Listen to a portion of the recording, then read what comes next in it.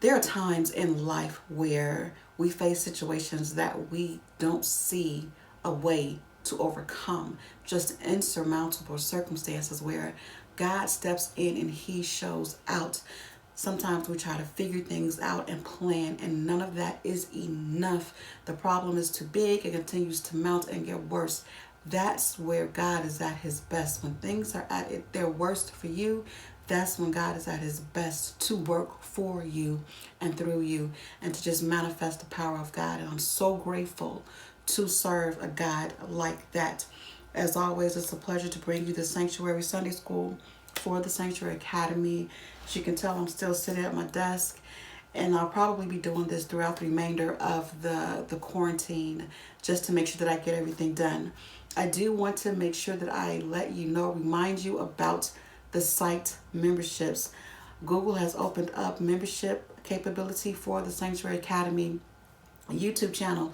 And this is such a huge thing for us. Come on and join me. Become a member. I am dedicated to producing so much content. This is the break that I was waiting for. So join me as a member. Check that out. Go to the website at www.thesanctuary.academy.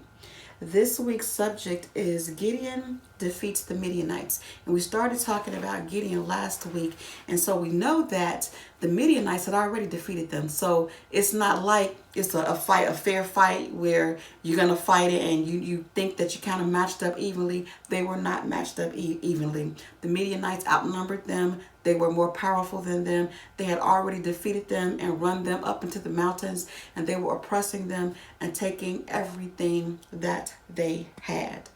But God, as we talked about last week, God addressed Gideon as a mighty man of valor, and He proved Himself to Gideon. Gideon started to amass his army.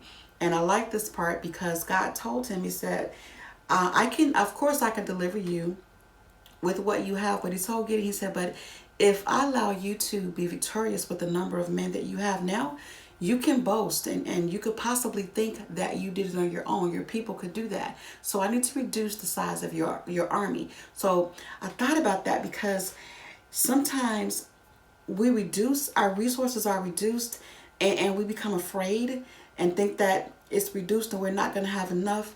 But sometimes God has to reduce our resources so that we can depend solely on Him. I know for me, that has personally been my situation on several occasions. Sometimes God will allow our resources to be reduced so that He can work and so that He can be manifested, so that we can give Him the glory. And that is what happened to Gideon. And He told him like this too. He said, so you tell anybody, if they're afraid, to stay at home. And I like that because I'm the kind of person, I'm not scary. I don't think I'm afraid of anything. And so you kind of can't work with me if you're scary. And I love that He told them that. He said, okay, if you're scared, you got to go home. And it reminds me of the song the older saints used to sing that said, God can't use no coward soldier. And honestly, with God in your life, when I speak of being fearless, it's not that I think I'm so much, so big, so bad, so tough. No, it's that I know that I have God on my side. And if I could credit my mom with anything, it is teaching me to have faith and believe and to know that it's going to be all right. So that's what we're talking about here with Gideon and his army. And he reduced it. And get this, 22,000 of his soldiers left and went home. And so now God still was not done with reducing His army. He had further to go. So He took them down by the river for water, by the water to drink. And He said, only the people who take the water up in their hands and lap like a dog, those are the ones who are going to go with you. Everybody else leaves. And this left Gideon with only 300 men against this huge Midianite army. If you look at our lesson, it said they looked at the camp and they had camels and all of this stuff. It was multitudes of them that they could not even count. And this is who they were going up against. And I thought about the character of those 300 men. They just went into this battle just like this, trusting that God would deliver them. And this is my absolute favorite part in this passage for this week, where it says, I have delivered the Midianites into your hands. I have delivered. God told Gideon this before he even went into battle. This right here, it touched me this time today. I have delivered. Some of us are in situations where we don't know what's going to happen. And it looks really dark. But God is saying, I have delivered. And he gave him that reassurance. And I'm sorry, I've got to testify right here, right now. I've gone through the last couple of weeks. Both of my parents have gone into the hospital. And they had some diagnosis. I had to care for them. I was trying to figure out what I was going to do. And it seemed like as soon as I got one thing figured out, something else happened. And I was just tired, And I started recording this video. The video is late because every time I tried to get to record, something else happened. It literally has been one thing after another. And today I got the news that came through about the memberships, which was a breakthrough that I was waiting for. Then when I tried to record, I can't even get it out. When I tried to record this video, which I'm using my phone because I'm not in the studio, the video got interrupted because the phone rang because I forgot to put my phone on airplane mode. And that phone call, if I can get through this, was the answer that I've been looking for months, for care for my parents. Whew. And I thought about that when I was studying, because when I got to that point, and I'm going to take time and just share this with you.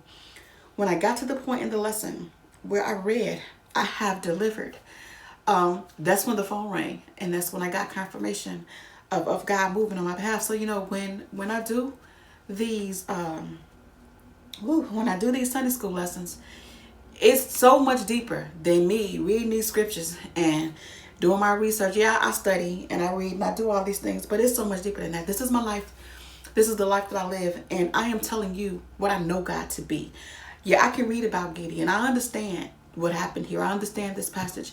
But when God does it for you, it's so much more real. And I can tell you from my own personal testimony, God has delivered. And it's so much happening, there's so much going on, but God has delivered. And that's the message that I got out of this. So let me get back to this lesson.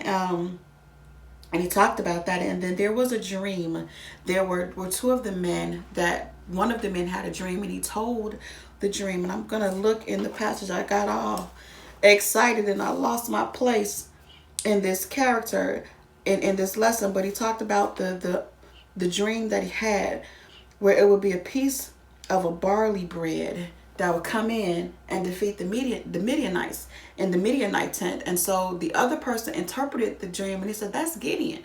And that the Lord is with Gideon, and that Gideon is going to be victorious against the Midianites. And so then Gideon heard this, and I love this because God loves us so much, and he's so mindful of us. And look how he confirmed and reassured Gideon every step of the way. He called him a mighty man of valor. And then he backed that up by showing him the sign and accepting the offering, and then with the fleece, and then with the dew, and all of these things. And now he came back again, and he told him through this dream that he was with him and that he was going to deliver him. And then as the story goes, is again one of my favorite stories, where it came together, and he had this company of 300 men, right? And he broke them up into 100 people a piece, groups, companies of 100. And there were three components here. 100 had pictures, 100 had lamps, and 100 had trumpets. And he told them, he said, now, and this is where I love this, because a lot of times where we miss our victory is by not following instructions. These instructions were so specific, and when you start reading it, you kind of go, what you gonna do? Like, I'm going to fight the Midianites. Where's my sword? Where's my bow and arrow? Well, what is this? You gonna give me a pitcher and a lamp and some trumpets? And that's where we really have to trust God and understand that he has the power to deliver and do what he says. So they followed him, and he told him, he said, now when I give the signal, I want you to break these pitchers and blow these horns. And I want you to cry out the sword of the Lord and of Gideon. And the Bible says that when that happened, these Midianites were afraid. They jumped up. They started running all around in circles. They ran into each other. Listen to this. The word says, and they fell upon their own swords, and they were defeated. Y'all, Gideon didn't even have to fight. You know, we're living in this time where all of this uproar, all this unrest, and there's some things. I'm an African American woman, and some of these things that I'm seeing are very upsetting. And the enemy wants us angry, right? You're ready to fight. But God is gonna fight your battle. And this is what I'm seeing here.